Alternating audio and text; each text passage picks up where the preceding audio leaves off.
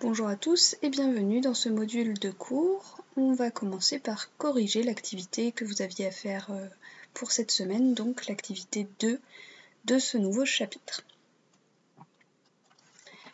Dans cette activité, on a parlé de croquettes véganes pour chats. On nous expliquait dans un premier temps que des fabricants d'aliments pour chats proposent des croquettes véganes qui sont adaptées à leur dentition, mais qui sont produites uniquement à partir de végétaux. Ils estiment que tous les mammifères ont besoin des mêmes éléments dans leur alimentation, des protéines, des sucres, des glucides et des vitamines, et que les chats peuvent être nourris avec des végétaux comme d'autres animaux. Néanmoins, des vétérinaires s'opposent à ces aliments, indiquant qu'ils provoquent des carences et qu'ils sont dangereux pour la santé des chats. Je rappelle, les carences, ce sont des manques dans un nutriment ou plusieurs nutriments. On avait vu ça au premier chapitre. Pour répondre à cette problématique, on avait à disposition plusieurs documents, donc toute une série de documents sur le système digestif de différents animaux, donc le chat, le vautour, on avait aussi le lapin, la poule, le koala et l'homme. Première question qui était posée, c'était à partir de cette situation de formuler une question scientifique. La question que je vous propose ici, c'est comment expliquer que les chats soient carencés avec des aliments d'origine végétale alors que les herbivores ne le sont pas. Donc c'est-à-dire, il y a des herbivores sur Terre qui mangent des aliments d'origine végétale et ils n'ont pas de carence. Donc pourquoi le chat, lui, a des carences ? C'est une question que je vous propose. Évidemment, il en existe d'autres qui sont tout aussi valables scientifiquement, donc même si vous n'avez pas écrit exactement cette question, ça ne veut pas dire que votre question était fausse. Ça veut simplement dire que vous avez fait une autre proposition. Deuxième question, on vous demande, à l'aide de vos connaissances, concevoir une stratégie permettant de répondre à votre question en précisant les résultats attendus. Pour déterminer pourquoi un chat n'est pas capable d'obtenir tout ce dont il a besoin à partir d'une nourriture végétale, on peut, par exemple, comparer les différents systèmes digestifs, donc des carnivores, des omnivores et des herbivores. C'est une proposition qu'on fait. Il y a d'autres stratégies qui peuvent permettre de répondre à cette question. Moi, celle que je vous propose, c'est de comparer les systèmes digestifs. Et c'était la plus évidente puisque vous aviez les documents à disposition et vous aviez tous remarqué que vous aviez plusieurs systèmes digestifs à disposition, donc vous pouviez facilement les comparer. Troisième question.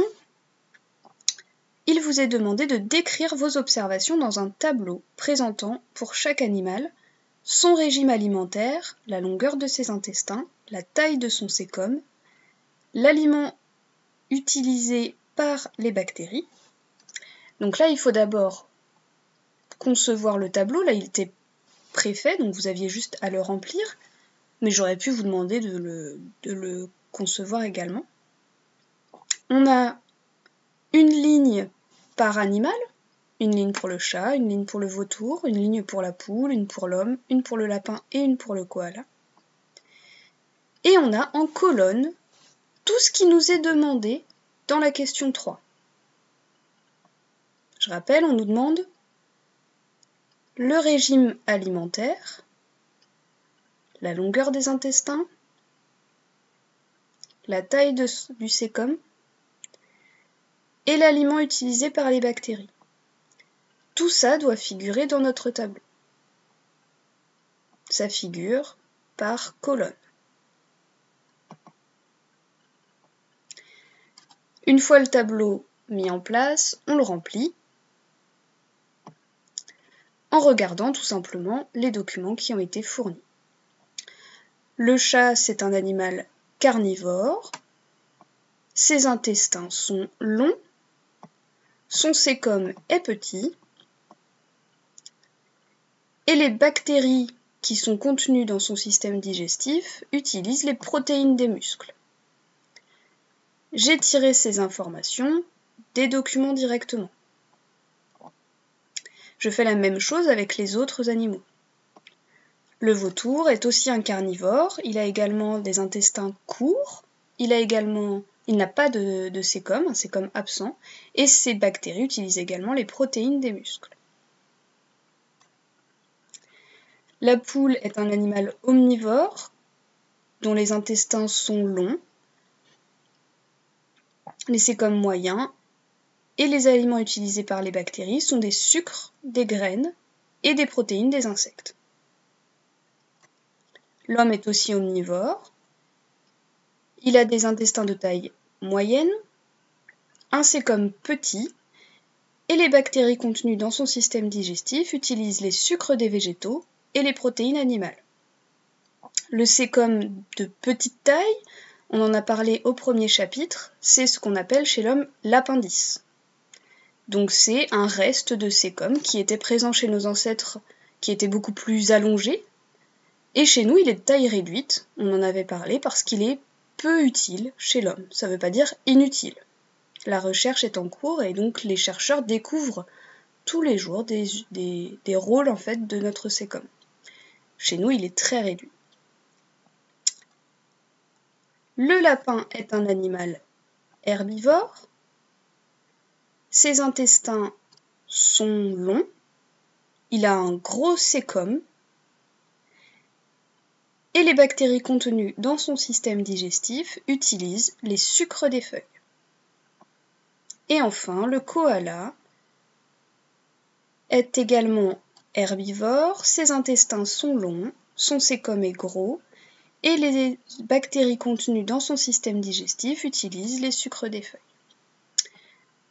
Une fois qu'on a rempli ce tableau, il ne faut pas oublier de lui mettre un titre. Je rappelle que pour toute figure en sciences, on doit mettre un titre, que ce soit un schéma, un dessin, un tableau, peu importe. Le titre que je vous propose ici, c'est « Tableau comparant les systèmes digestifs de quelques animaux ».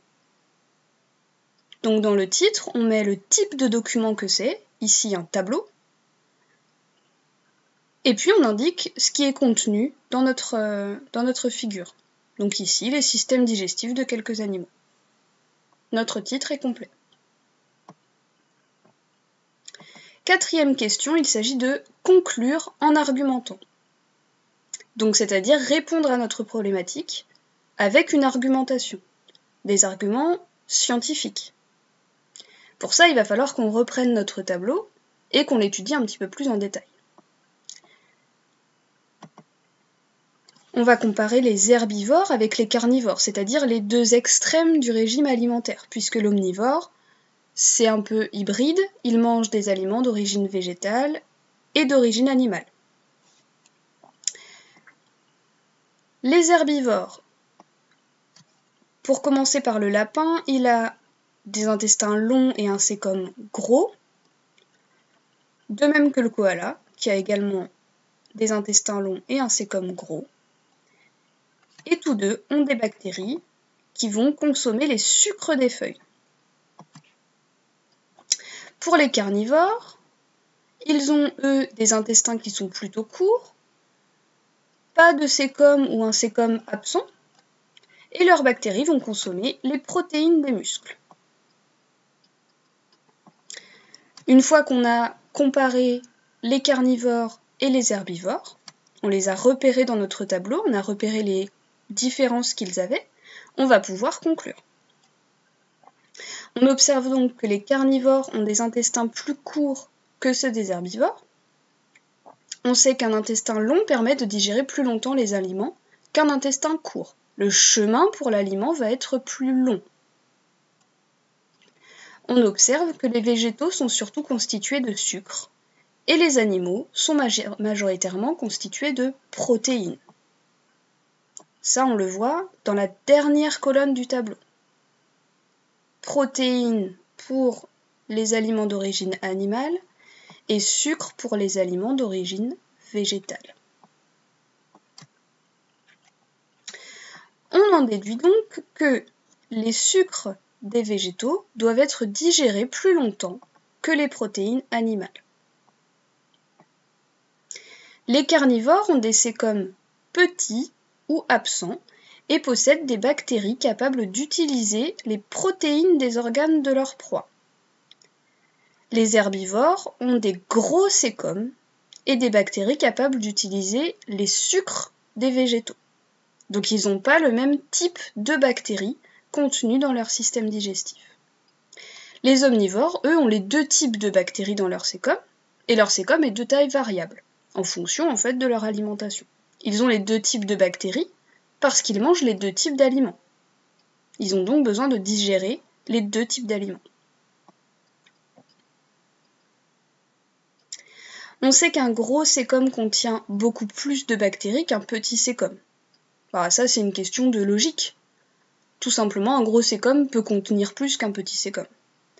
On en déduit que la digestion des matières végétales est liée à la présence de nombreuses bactéries spécialisées. Les matières animales sont digérées par d'autres bactéries moins nombreuses. Un petit sécom contient moins de bactéries et c'est associé aux carnivores. Donc visiblement, les matières d'origine animale sont digérées par des bactéries qui sont moins nombreuses. On en déduit que les chats sont carencés s'ils consomment uniquement des végétaux, car leurs intestins sont trop courts, donc ces aliments ne sont pas digérés assez longtemps. De plus, ils n'ont pas de bactéries capables de digérer les structures des végétaux. Ils ont des bactéries en fait qui sont capables de digérer les protéines d'origine animale. Ils ne savent pas digérer les sucres d'origine végétale. Si on leur donne des végétaux, ils n'ont pas la capacité de pouvoir les digérer. S'ils n'ont pas la capacité de pouvoir les digérer, ils n'ont pas la capacité d'en tirer les nutriments qui sont nécessaires en fait pour leur survie. Et ils n'ont pas donc la capacité de vivre correctement avec cette alimentation. C'est pourquoi les vétérinaires à qui on a demandé l'avis sur cette alimentation d'origine végétale pour des chats ont indiqué que les chats qui mangeaient ces aliments risquaient des carences. Je vous invite à me poser les questions par école directe par la messagerie si vous en avez, et je vous remercie de votre attention.